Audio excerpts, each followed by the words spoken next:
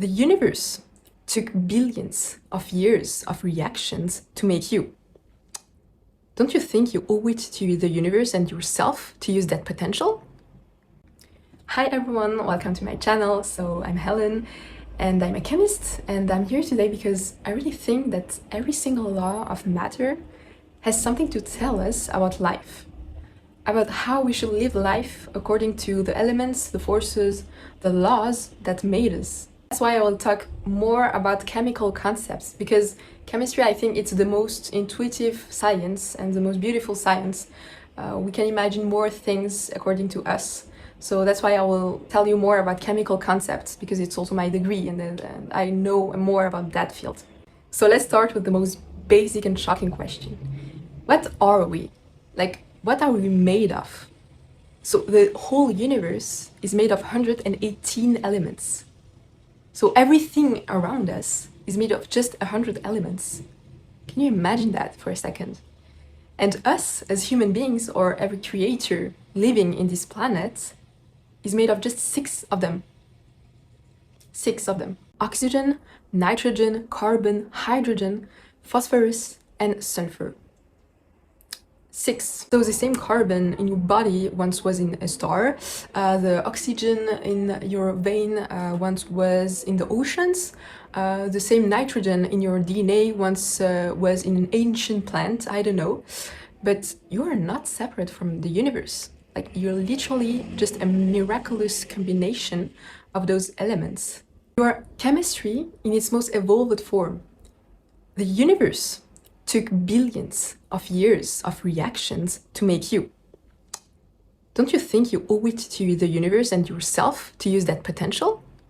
If 6 atoms combine into life, what are exactly your excuses to create something with yours, with your hands, with your consciousness, with any other elements that is around you? What are your excuses exactly? And especially nowadays, like, we are so lucky to live in this day and age, to live in this generation, to live in that full abundance of technology, of opportunities, of creation. Like, you have to imagine that we have come to a saturation of technology evolution. There will be some kind of new things, but I think you can do better than this, that's what we have today. You have to use that potential, your potential, the potential of the evolution of human existence. Okay, but if we are all made of the same 6 atoms, what makes us unique? What makes us different? And that is because of a molecule called DNA. DNA is the most beautiful and important molecule in the universe. It is made itself by 4 tiny molecules called nucleotides, A, T, G, C. Those 4 letters can combine in billions of ways. So you coded the way those 4 letters arrange themselves into the long chain of DNA. And that's you. That's your voice, your mind, your body, the colors of your eyes, your hairs, everything you are. And it's not about the code itself, but there is something people tend to forget, and it's called epigenetics. And epigenetics, it's like chemical switches that turns on and off your genes depending on your environment. So it can be your habits, your traumas, your emotions, your stress, what people told you, your belief system. So all of that literally modifies how your genes are expressed in your body. And that is called epigenetics. So the older you get, the more your DNA gets influenced by those outside factors. The more you start carrying layers that are not really you, pressure from society, expectations, everything. And all of that destroys your uniqueness. So when do you think your DNA was the most closest to you, to your authentic self? It was in your childhood. That's the moment when you were the most connected to your uniqueness, to your purest version of your DNA, when you did things because they made you happy, when you did things with no judgment or limits. It's the purest version of your chemistry. I'm saying this because I know the #1 problem in this generation is that people don't know who they are anymore. Like, they are so lost because they forgot who they are. And let me tell you something, that version of you still exists. It's still waiting in your DNA. It's waiting to be discovered again.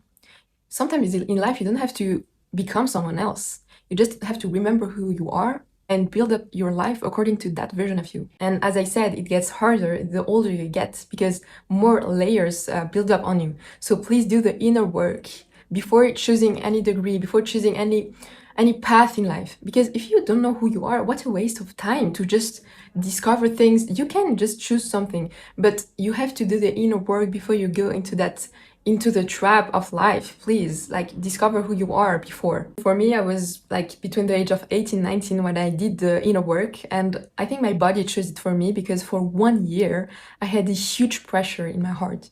I was literally thinking I was dying, but it was my body trying to tell me I had to discover myself again. Because after high school, I had to choose my path in life. I had to go to university, but I was not ready. I was like, yeah, okay, I have passion for chemistry and art, but I don't want just to follow a degree and then just to have a job and just sacrifice all my passions.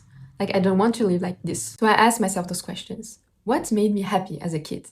What excited me for no rational reason? What made me vibrate? Like, those are the real questions you have to ask yourself before choosing anything in your life.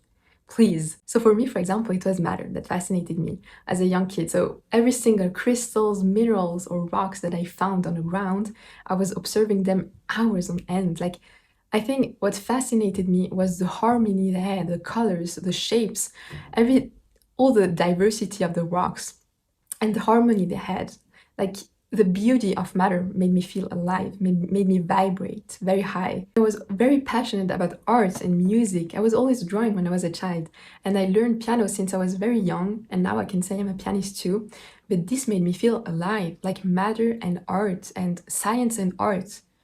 And I understood that I could not live without both of them. And that's why I took chemistry. Like, it was obvious. After asking me those kind of questions, I was like, but Ellen, at the beginning it was chemistry that was in your head. Like, your passion was chemistry. When I was a child, I wasn't playing with others. I was like, why is this rock blue and why is this rock red? Like, literally, I was fascinated. I wanted to understand how is the universe the way it is. And chemistry made so much sense. And it wasn't just about science, you know? It was about the beauty and the hidden harmony of the universe. Like, how the hell is the universe so perfectly made? Like, it's so pretty to me. And art and chemistry and art and science made so much sense together. And that's why I took the best decision in my whole life. I used my chemistry knowledge to create art out of chemistry. And for those who wanted to know, that's why I became a scientific artist now, and I sell my chemical reactions through the whole world. Like, I'm so proud of this. Really, guys, I want you to do the same. Like, combine things together, like combine your passions together. You have so much power with that much diversity. Like, it's so powerful. You can't even imagine. I never understood why the society separated those fields. Like, it's so funny to me. Everyone is saying, yeah, okay, you're too sensitive, you go to art and music and it will be fine. And okay, you're too logical, so you go to science and it's okay. What the fuck? Like, the human brain is made of so much potential and we separate things. Life itself is made by connections. The universe is made by elements bonding together, by fusion to create new elements, molecules connecting together to do other molecules. Everything is connected. And we, as humans, part of the universe, somehow decided to put everything into boxes. Society separated everything, like philosophy here, art here, science somewhere else, politics somewhere else, literature somewhere else. But that's not how nature works. That's not how creation works. The real power for me comes from when things connect. That's when something new can appear. That's when stability can appear. That's when creation begins. That's when life begins. I really believe that to fulfill our soul mission on this planet and to be really successful, and here I mean real success, not material success, but I mean soul success in life, to fulfill yourself, is by helping others, is by connecting things together with other people, is by sharing visions together, to build something together. You have to build something that serves humanity, that gives value to other people. That's the only way you can become rich, you can become successful, is by giving value to other people. And that's the way it helps humanity move forward. And that's real success for me. So let's talk chemistry for the end of this video. So when I told you that when you connect things together, that's when life and stability begins. That's not just random facts, that's pure and basic chemistry. In chemistry, you never reach stability alone. Atoms, except the noble gases, are unstable, incomplete, and reactive alone. Take, for example, sodium and chlorine. So sodium is a reactive metal and chlorine is a toxic gas, but together they form table salt, something you taste when you're sweating. So alone, they're dangerous, and together they build something essential for life, necessary. That's exactly why I believe that by combining passions, perspectives, disciplines together, we can build another and a better world for ourselves, for humanity. When I combine my love and my passion for art and chemistry, when I link philosophy with music and science, something new appears. Like table salt isn't just a new molecule, it's a new meaning. When people tell you to follow one path, one passion, one direction, one discipline in life and sacrifice all the other things that made you happy, because that's life and you have to fit into boxes, please remember chemistry. Remember that the most beautiful things in life happen not in isolation, but in connection. For the last chapter, guys, I wanted to talk about this. In chemistry, one of the most fundamental and beautiful principle is the law of conservation of matter and energy. Nothing is destroyed, nothing is created, everything is transformed. In life is exactly the same. Like we often feel like we lost a partner, we lost a relationship, we lost an opportunity, we lost a friendship, we lost even parts of ourselves. But guys, nothing is really destroyed. Nothing is truly lost. It is simply changing form in order to come to you again in a better form. You lost that job, it will come again. You lost that partner, it will come again in another form. Because when you change, everything around you seems to go away, but it simply changes form. The universe transforms everything around you in order to give you other forms of those people, of those opportunities, of those things in life. And the same is true for death. We often fear it as the ultimate end, that after that it's black screen and that's it. But literally science shows us that energy is transformed. And after we die, for those who are more spiritual, we call it the soul. And the soul is transforming into another form. It's exactly the same. We are made of energy. An atom is made of 99.9% of energy. So we are energy, so we are not dead.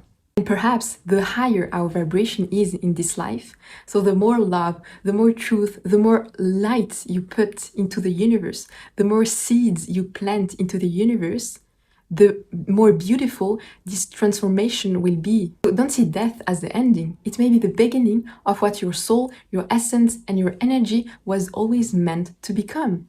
So thanks for watching, guys. I really hope you liked my vision of seeing life according to chemistry and science concepts. So as you can see, everything is way more connected than you think.